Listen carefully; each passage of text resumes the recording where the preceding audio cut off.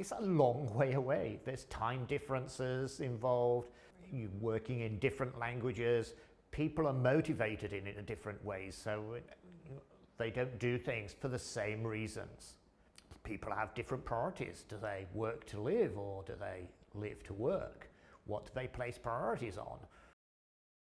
And to make improvements there, really you need to identify causes of underperformance and where improvements in those operations can be made.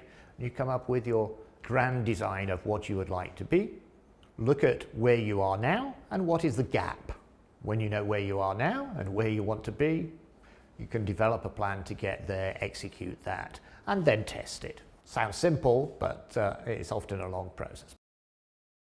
There's going to be inventory losses, especially in foods or pharmaceuticals with sell-by dates such as you've just got excess of.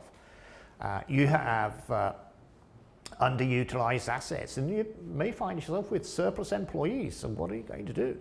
And above all, you've got loans that need to get repaid and leases that need to get paid. When are you going to run out of cash?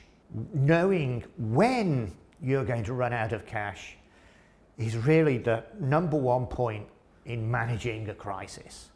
When is the disaster going to happen?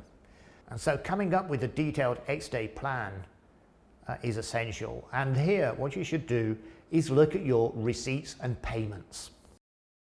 First is what is the liability status of the subsidiary. Many you set companies up which may have limited liability, so in principle head office is protected.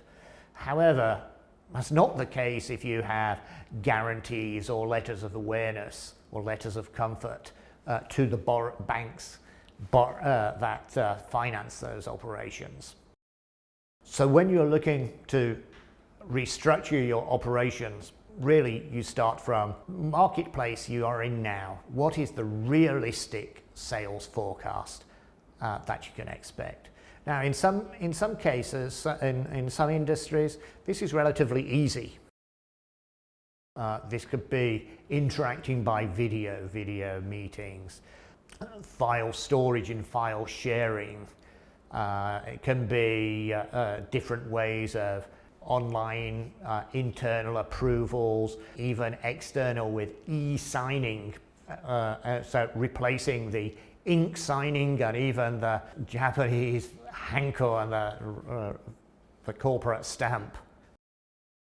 You need to look into the supply chain and consider not just where you buy your products from, but also even further back, so that you understand the full impact of or the full supply chain, and you can take countermeasures to avoid any risks in supply. You may have different operating models. We talked about retail shops and e-commerce and the different balances between the two.